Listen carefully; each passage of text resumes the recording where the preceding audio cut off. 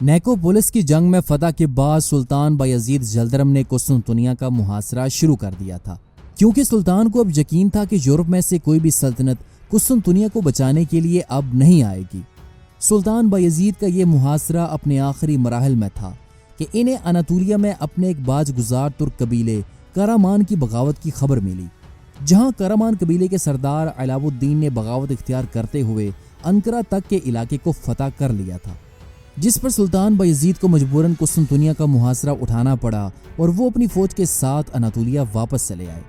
جہاں 1397 عیسوی سے لے کر 1399 عیسوی کے درمیان تک انہوں نے کارامان، قاضی برہان الدین اور دیگر مختلف ترک قبائل پر حملہ کرتے ہوئے انہیں عثمانی سلطنت میں شامل کر لیا تھا۔ اس کے بعد بایزید نے مملوک سلطان برقوق کی موت کا فائدہ اٹھاتے ہوئے اس نے بنو ذو القدر قبیلے جو کہ مملوک سلطنت کا حامی تھا اس پر حملہ کر کے اسے بھی عثمانی سلطنت میں شامل کر لیا۔ اناطولیہ میں ان ترک قبائل کی فتح نے جہاں عثمانی سلطان بایزید کو ایک عظیم فاتح بنا دیا تھا، وہیں اس فتح نے عثمانی سلطنت کی سرحدیں ایک طاقتور اور خطرناک ترین دشمن کی سرحدوں کے ساتھ ملا دی تھیں، اور اب مشرقی جانب ایک بہت بڑا خطرہ عثمانیوں کی دہلیز پر کھڑا تھا جو کہ امیر تیمور تھا۔ 9 اپریل 1336 عیسوی کو تیمور شہر سبز میں برلاس قبیلے میں پیدا ہوا۔ اس دوران ماوراء النہر اور آس پاس کے علاقوں پر منگول چغتائی خانیت کی حکمرانی تھی جو کہ اپنے زوال کے آخری مراحل میں تھی۔ اس دوران کازگان نامی شخص جو کہ برلاس قبیلے سے ہی تھا ایک طویل جد و جہد کے بعد سمرقند کا گورنر بنا۔ کازگان نے تیمور کی جنگی صلاحیتوں کو دیکھتے ہوئے اسے اپنی فوج کا سالار بنا دیا اور تیمور نے اس کی فوج میں کامیابی کے ساتھ خدمات سر انجام دی۔ اس کے کچھ ہی عرصے کے بعد کازگان ایک حملے میں مار دیا گیا جس کی وجہ سے سمرقند کے آس پاس بدامنی پھیل گئی۔ سمرقند کے آس پاس فسادات کو ختم کرنے کے لیے چغتائی حکمران تغلق تیمور خان اپنی فوج کے ساتھ سمرقند آیا، اور یہاں فتنے اور فساد کو ختم کرنے کے بعد اس کی یہاں تیمور کے ساتھ ملاقات ہوئی، جہاں تیمور نے چغتائی خان کے ساتھ اپنا تعارف کروایا اور جلد اس نے چغتائی خان کا اعتماد جیت لیا اور تغلق تیمور نے اسے سمرقند کا گورنر بنا دیا۔ تیمور نے سمرقند میں اپنے پاؤں جمانے کے بعد اس نے چغتائی خانیت کو ختم کرتے ہوئے ان تمام علاقوں پر قبضہ کر لیا اور تیمور ایک نئے فاتح کی حیثیت سے ابھرا۔ یہیں سے امیر تیمور نے اپنی تیموری سلطنت کی بنیاد رکھی، اور بہت جلد دیکھتے ہی دیکھتے تیمور نے چغتائی سلطنت کے باقی ماندہ حصوں پر قبضہ کرتے ہوئے اس نے کاشغر، خوارزم، خراسان، ہرات، نیشا پور، ایران اور آذربائیجان تک کے علاقوں کو فتح کر کے انہیں اپنی سلطنت میں شامل کر لیا۔ اس دوران جبکہ تیمور ان فتوحات میں مصروف تھا تو ادھر مغرب میں عثمانی کوسوو اور نیکوپولس کی جنگوں میں عیسائیوں کے ساتھ یورپ میں نبرد آزما تھے۔ یوں اگر دیکھا جائے تو تیمور بالکل اپنے جد امجد چنگیز خان کے نقش قدم پر قتل و غارت گری کرتا ہوا اس نے ایک عظیم تیموری سلطنت قائم کر لی تھی، اور اب تیموری سلطنت کی سرحدیں سلطنت عثمانیہ کے ساتھ متصل تھیں۔ اس دوران عثمانی سلطان کے ظلم سے تنگ ترک سردار تیمور کے پاس چلے گئے تھے، کیونکہ گزشتہ 5-10 سالوں میں عثمانی سلطان بایزید نے اناطولیہ میں بہت سے ترک قبائل کی آزادی کا خاتمہ کرتے ہوئے انہیں سلطنت عثمانیہ میں شامل کر لیا تھا، اور ان سرداران کو یا تو قید کر دیا گیا تھا یا پھر زبردستی عثمانی فوج میں معاون کے طور پر انہیں شامل کیا گیا تھا۔ اور جب سمرقند سے ایک ترک فاتح تیمور اٹھا اور وہ علاقوں کو فتح کرتا ہوا عثمانی سلطنت کے بالکل پاس آ گیا، اور اناطولیہ کے بہت سے ایسے ترکمان سردار جو کہ بے گھر ہو گئے تھے وہ یہاں سے ہجرت کر کے سمرقند کے ترک فاتح تیمور کے پاس اس امید سے چلے گئے تھے کہ وہ عثمانی سلطان بایزید سے ان کا حق انہیں واپس لے کر دے گا۔ اس کے ساتھ ساتھ دوسری جانب عراق اور آذربائیجان کے بہت سے قابل ذکر حکمران جو تیمور کے بے رحم حملوں سے بے گھر ہو گئے تھے انہوں نے عثمانی سلطان کے دربار میں پناہ لی۔ ان میں سے کچھ قابل ذکر خاندانوں میں جلائر خاندان کے سلطان احمد جلیر اور کارا قیونلو کے سلطان کارا یوسف شامل ہیں۔ یوں دونوں فاتحین کے سیاسی حریفوں کی میزبانی کی اس پالیسی کے نتیجے میں ادرنے اور سمرقند کے درمیان تعلقات تلخ ہونا شروع ہو گئے، اور 1400 عیسوی کے موسم بہار کے دوران عثمانیوں اور تیموریوں کے درمیان سرد جنگ کا آغاز شروع ہوا۔ جب تیمور آذربائیجان اور جارجیا میں ایک خون ریز فوجی مہم میں مصروف تھا تو سلطان بایزید نے سمرقند کے فاتح کے خلاف جنگ کا آغاز کرتے ہوئے اس نے ارزنیک اور کیما کے قصبوں پر قبضہ کر لیا۔ یہ جگہ مطہارن بے جو کہ ایک ترکمان سردار تھے، انہوں نے بایزید کے خلاف تیمور کی حمایت کرتے ہوئے امیر تیمور کا ساتھ دیا تھا۔ اس حملے کے بعد مطہارن بے تبریز میں امیر تیمور کے پاس چلے گئے۔ اب تیمور نے عثمانیوں کے اس حملے کا سخت ترین جواب دینے کا ارادہ کر لیا تھا۔ اسی سال یعنی کہ 1400 عیسوی کے موسم خزاں کے دوران منگول فاتح تیمور نے مشرقی اناطولیہ میں اپنے طوفانی حملوں کا آغاز کیا اور اس نے ارزنیک اور کیما پر دوبارہ قبضہ کرتے ہوئے یہ علاقے مطہارن بے کے حوالے کر دیے، اور اس کے علاوہ اس نے اناطولیہ میں عثمانیوں کے ایک علاقائی دارالحکومت سیواس کا محاصرہ بھی کر لیا۔ اس وقت عثمانی سلطان بایزید زلدرم قسطنطنیہ کا محاصرہ کیے ہوئے تھے۔ 803 ہجری بمطابق 1400 عیسوی میں امیر تیمور نے سیواس کا محاصرہ شروع کیا، جو کہ چند ہی سال پہلے عثمانیوں کے قبضے میں آیا تھا۔ اس شہر کی دیواریں نہایت مضبوط تھیں اور ترک دستے نے بایزید کے سب سے بڑے بیٹے ارطغرل کی سرکردگی میں اس کی حفاظت کے لیے ایسی جان کی بازی لگائی کہ شروع میں تیمور کی اتنی بڑی فوج کامیاب نہ ہو سکی، لیکن آخر میں تیمور نے ایک ایسی تدبیر اختیار کی کہ جس کا جواب محصورین کے پاس نہ تھا۔ تیمور نے 6000 مزدور لگا کر دیواروں کی بنیادیں کھدوانا شروع کر دیں، اور اس درمیان اس نے شیطیروں کی تھنی لگا کر دیواروں کو گرنے سے روکے رکھا۔ جب کھدائی کا کام پورا ہو گیا اور بنیادوں کے اندر بڑی بڑی سرنگیں تیار ہو گئیں تو شیطیروں میں آگ لگا دی گئی اور تمام دیواریں دیکھتے ہی دیکھتے انہی سرنگوں میں بیٹھ گئیں۔ حملہ آوروں کے لیے اب کوئی رکاوٹ نہ تھی اور شہر پر فوراً قبضہ ہو گیا۔ تیمور نے سیواس کے اس محافظ دستے سے دل کھول کر انتقام لیا اور ان میں سے 4000 آرمینیوں کو تو اس نے زندہ دفن کر دیا۔ ارطغرل اور بقیہ ترک سپاہیوں کو بھی تیمور نے نہ بخشا اور ان کے بھی قتل کا حکم جاری کیا۔ سیواس کی فتح کے بعد تیمور شام اور مصر کی طرف روانہ ہوا اور اس نے کچھ ہی مہینوں کے اندر اندر حلب، حما، بعلبک، حمص اور دمشق کو فتح کرتے ہوئے یہاں کے شہریوں کو بڑی ہی بے دردی کے ساتھ شہید کیا۔ تاہم اس دوران جبکہ تیمور مملوک سرزمین کو فتح کرنے کے لیے دمشق میں موجود تھا تو اسے اناطولیہ سے عثمانیوں کی پیش قدمی کی اطلاعات ملی۔ 1401 عیسوی کے موسم گرما تک عثمانی افواج نے مشرقی اناطولیہ کی طرف پیش قدمی جاری رکھی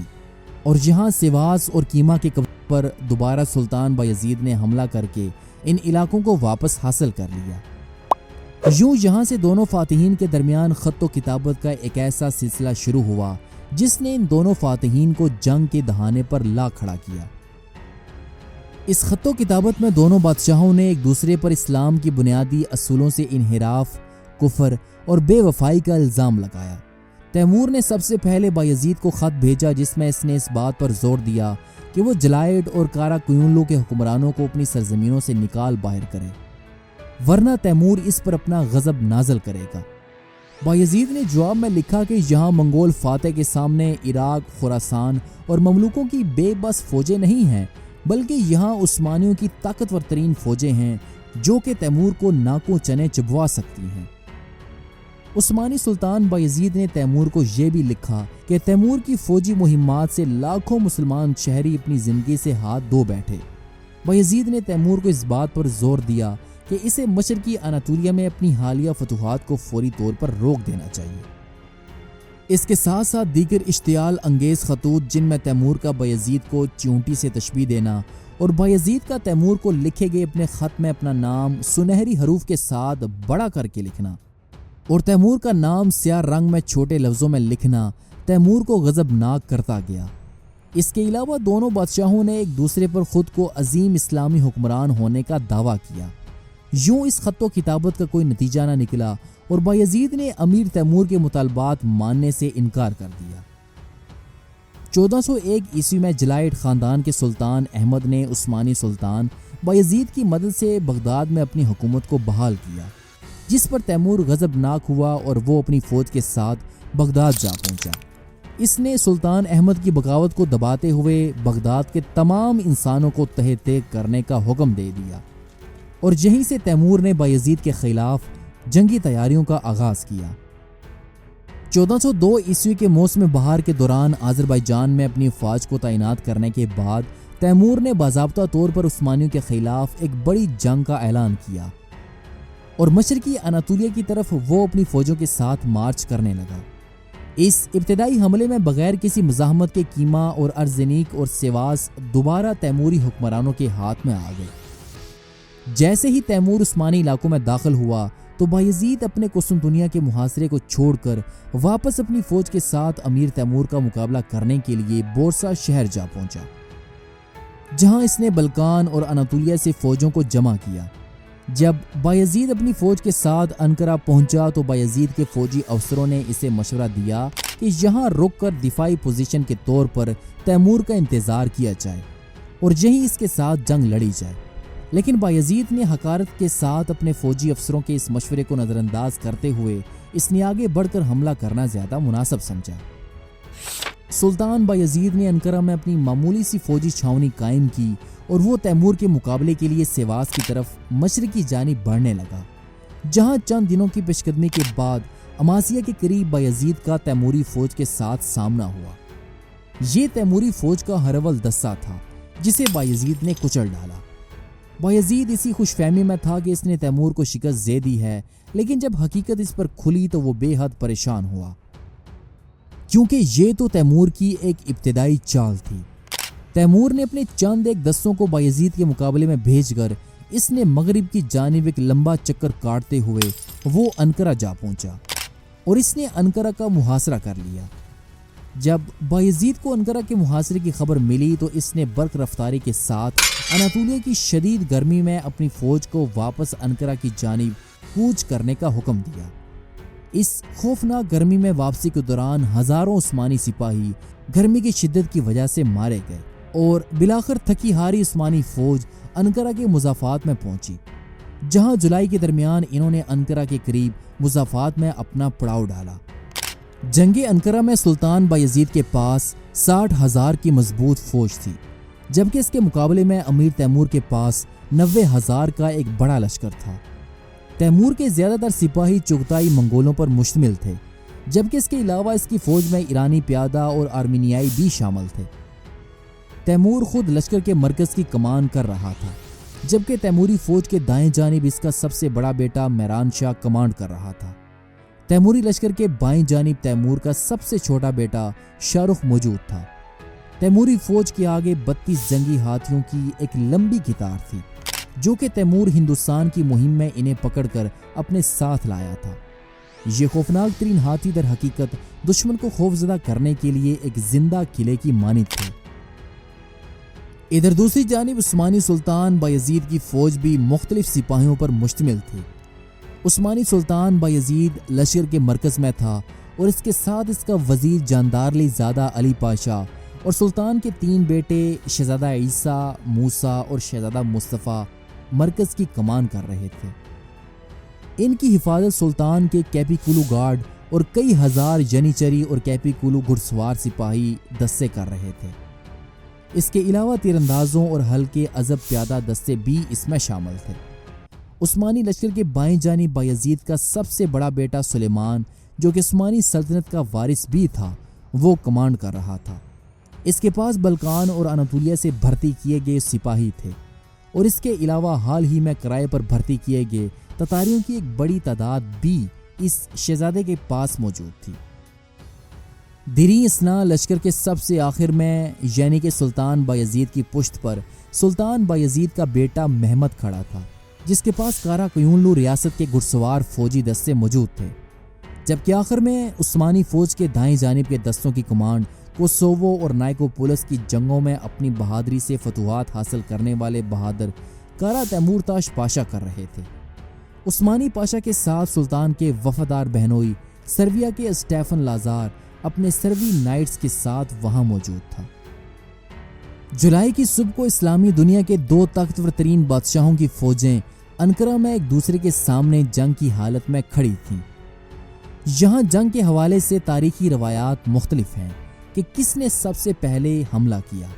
لیکن زیادہ قرین قیاس یہ ہے کہ لڑائی کی ابتدا عثمانی فوج کے بائیں پہلو نے کی،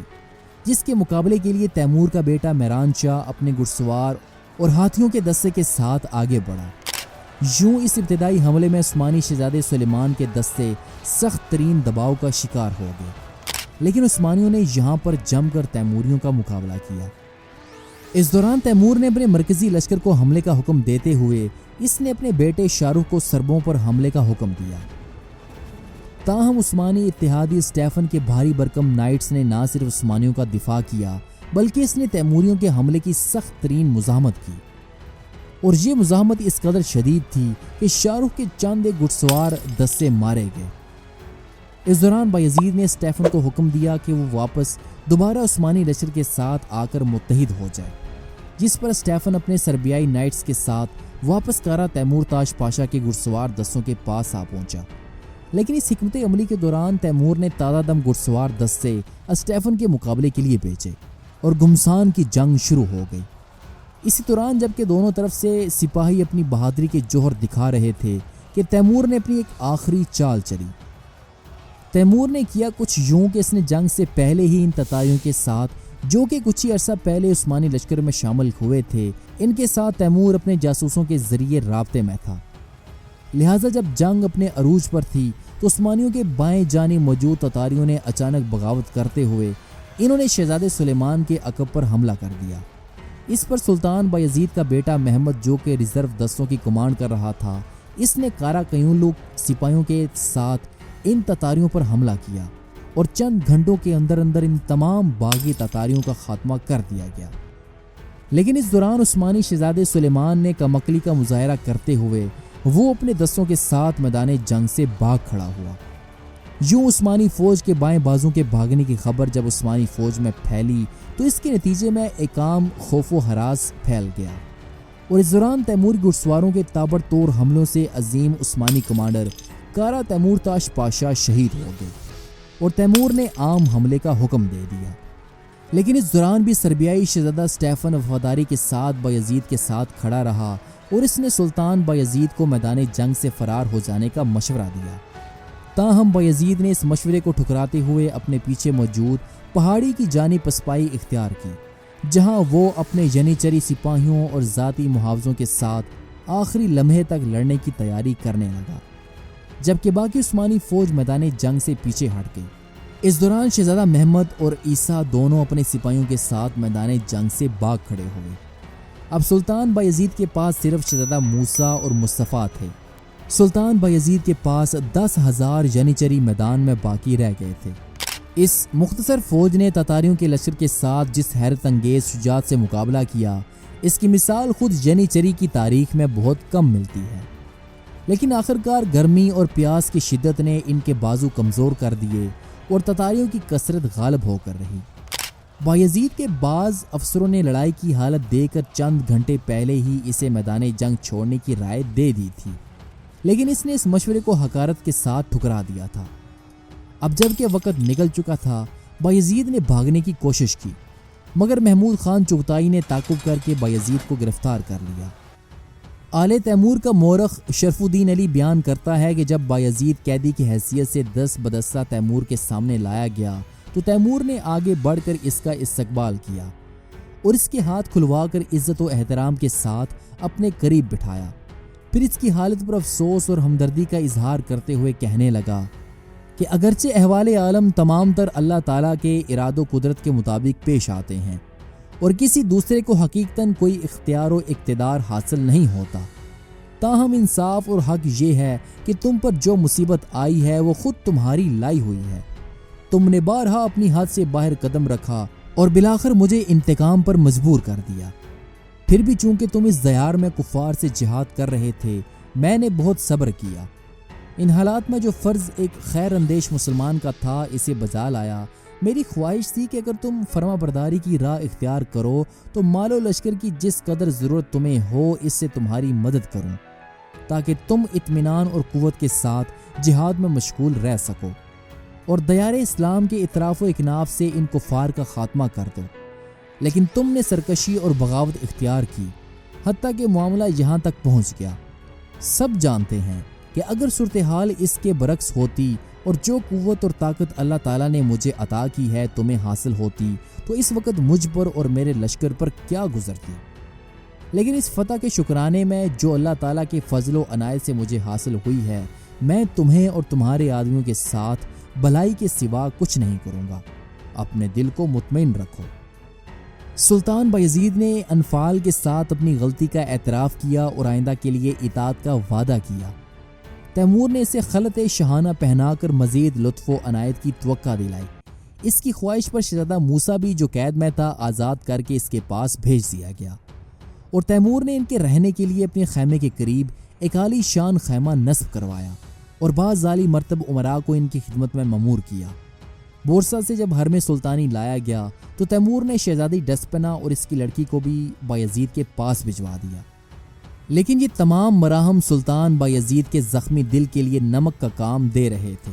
اور شاہی خیمہ بھی اس کے لیے قید خانے سے کم نہ تھا۔ اپنی سابق عظمت کی یاد اسے کسی لمحے چین نہیں لینے دے رہی تھی۔ اضطراب جہاں تک بڑھا کہ اس نے آخر کار بھاگنے کا عزم کر لیا، لیکن اس کی اس کوشش کی اطلاع تیمور کو مل گئی اور نتیجہ یہ ہوا کہ اب اس کی نگرانی سختی کے ساتھ کی جانے لگی۔ تتاری لشکر جب ایک مقام سے دوسرے مقام کو کوچ کرتا تو تیمور بایزید کو بھی اپنے ساتھ لیتا جاتا، لیکن تشہیر سے بچنے کے لیے بایزید ایک پالکی میں سفر کرتا تھا جس پر پردہ پڑا رہتا تھا۔ اس پالکی میں لوہے کی جالی کا کام تھا، جس کی بنا پر مشہور ہو گیا کہ تیمور قیدی سلطان کو لوہے کے پنجرے میں بند رکھتا ہے اور جہاں جاتا ہے اپنے ساتھ اس پنجرے کو بھی لے جاتا ہے۔ بہرحال بایزید کے قلب و دماغ پر اپنی قید و رسوائی کا اثر اس قدر پڑ چکا تھا کہ وہ زیادہ دنوں تک اسے برداشت نہ کر سکا، اور صرف 8 مہینے بعد اس کی روح قفس عنصری اور قفس فولادی دونوں سے بیک وقت آزاد ہو گئی۔ تیمور کو جب اس کی اطلاع ملی تو اس کی آنکھوں سے آنسو نکل آئے۔ آل عثمان کی اتنے جلیل القدر سلطان کی یہ عبرت انگیز موت ایک دردناک واقعہ تھا۔ تیمور نے موسیٰ کو آزاد کر کے بایزید کی لاش کو شاہانہ احترام کے ساتھ بورسا روانہ کیا، جہاں وہ سابق تاجدار عثمانی کے پہلو میں سپرد خاک کر دیا گیا۔ خود تیمور بھی اس کے بعد 2 ہی سال زندہ رہا۔ جنگ انقرہ نے صرف بایزید کی زندگی کا خاتمہ نہیں کیا تھا، بلکہ ایسا معلوم ہوتا تھا کہ سلطنت عثمانیہ بھی نیست و نابود ہو گئی ہے۔ تیمور نے ان تمام ترک امیروں کو جن کی ریاستیں سلطنت عثمانیہ میں شامل کر لی گئی تھیں، پھر ان ترک سرداروں کو واپس کر دیں، اور ایشیائے کوچک کا کوئی علاقہ آل عثمان کے ہاتھ میں باقی نہ رہا۔